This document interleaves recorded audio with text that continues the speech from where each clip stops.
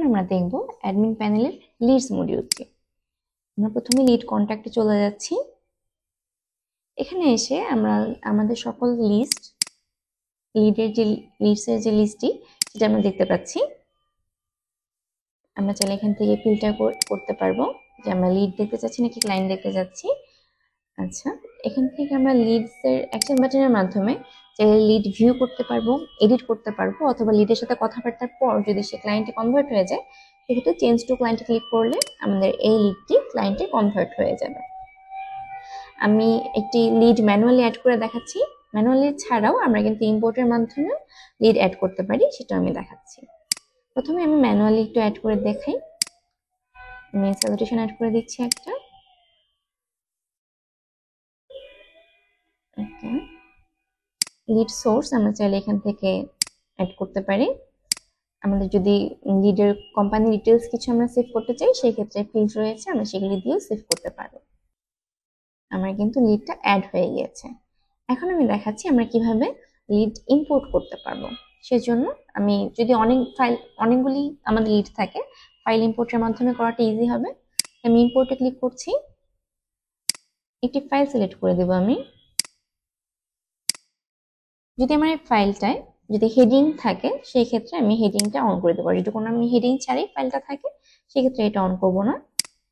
আপলোডের next স্টেপে চলে যাচ্ছি। এখান থেকে আমাকে সিলেক্ট করে যেতে হবে যে আমার যে ইনফোগুলি, এই ইনফোগুলি আসলে এই সফটওয়্যারের সাথে কোন কোন ফিল্ডগুলি ম্যাচ করে। আমি দিয়ে দিচ্ছি যে এটা লিড নেম, দিয়ে সেভ দিচ্ছি। এটা লিড ইমেইলের সাথেই যাচ্ছে, আমি ইমেইল হিসেবে সেভ করে দিচ্ছি। এটা আমি দিয়ে দিচ্ছি যে মোবাইল দিয়ে সেভ দিচ্ছি। অ্যান্ড এটা দিয়ে দিচ্ছি যে অ্যাড্রেস দিয়ে সেভ দিয়ে দিচ্ছি। সেভ দিয়ে আমি এটা যদি সাবমিট দিয়ে দিই,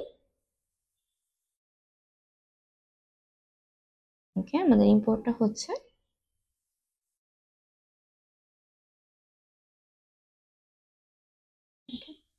ব্যাক টু লিডস। এখন যদি আমি আমার লিডসে চলে যাই, আমি দেখতে পারবো আমার কিন্তু লিডটা এখানে চলে এসেছে।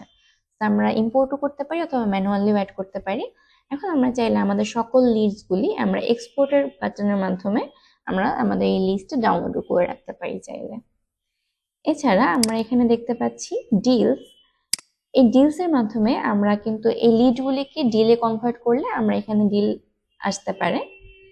যদি জেনারেটেড হয়ে থাকে আমরা এখান থেকে ডিলে আমরা স্টেজগুলি জেনারেট করলে চেঞ্জ করতে পারবো। যদি ইনিশিয়াল কন্ট্যাক্ট হয় সেক্ষেত্রে আমরা ইনিশিয়াল কি করব, অথবা যদি আমাদের শিডিউল অ্যাপয়েন্টমেন্ট হয়ে যায় সেটা আমরা দিতে পারবো। এছাড়া আমরা